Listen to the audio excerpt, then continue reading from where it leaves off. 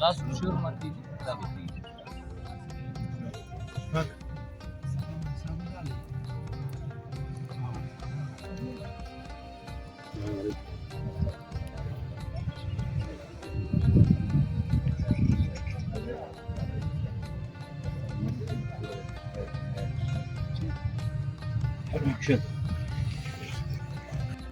کول راځي کار تاوان راځي دا کار راځي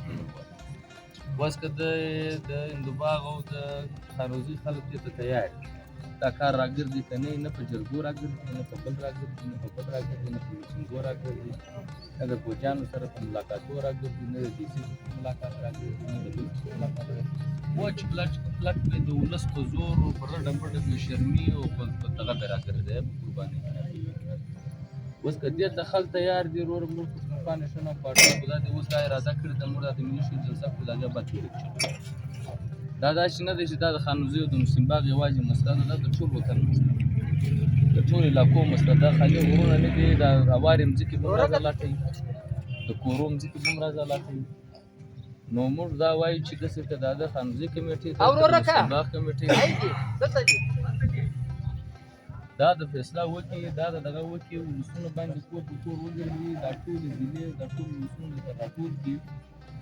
بس هغه سخت ساتي دې موږ ته په لاس راکړي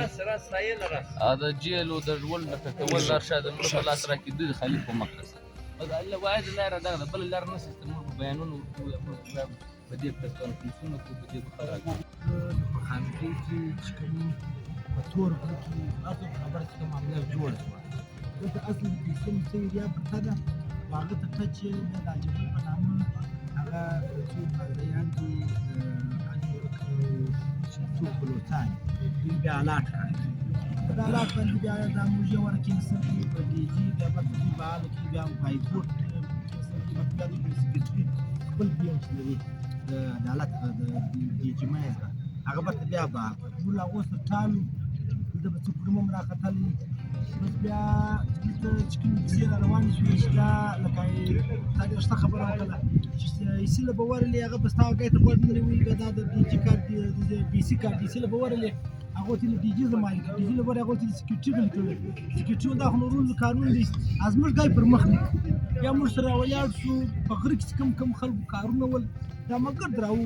یو میټینګ مو کړو ته بعد بیا سره ډیر کړ بیا چې اخري کسان سره ډیر رالو بیا موږ په قاعده د تور غرو په نامه یونین جوړ چې د هر ځای بیا په موقع نه دی یونین په پلاره موقع باندې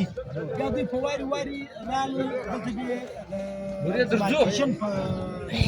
چې به موږ مارکیشن کوو اصل د پیسې کوم معلومول یې او د اختیارولې ول لوی ګروګان څو کسان په خود موږ اوس د خاص پایل رسیدلی یو دا خاص کران ورلک کاکه چې د وزیر اعظم هغه دا کړل دی دا له دا دسم دی بیا موږ ته ودرې بیا موږ یونین تلیریز کسان پایان چې ول کار سرکار ټیم داخله کوي دا ما غرض زله 300 کال ورته فروت من شپږ یا کال ما خلک لګیږي کده پیسې منو مالک یې زین په 2012 کې د کورت فیصله ده چې هغه واغو خلک تعالی خپل پلاټینګ دی وسی دا کیسې شروع به حالا وس د اخري چې اوس موږ په درې ور ټلیفون راځي دي خاص کار د مای والا پټ ورته کېنټ ورته سره چې نو دا غو لونه زې پنځر وځي مخکې اخري فاینل مجلس دغه د موږ وغوښتو چې میټینګ کې راس چې ول نور په موږ ته مجلس نه راکړي ته موږ وغوښتو چې خبرې ګر دا تراو کې لکه مثال دوی پر موږ باندې یو قسم یو عمله کې یو زور راښکار کوي دا چې کوم کورمایټ د پروت واره رال سروي وکړه دغه معلومات دونه ټانه پروت اول چې کوم لاړې دا ال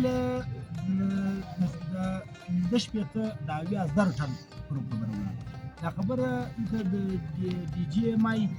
د ډي جی سایز بیا ولاړه د جی ایچ کیو خاص کته چې موږ د ولاړ شي ته بیا زر ټن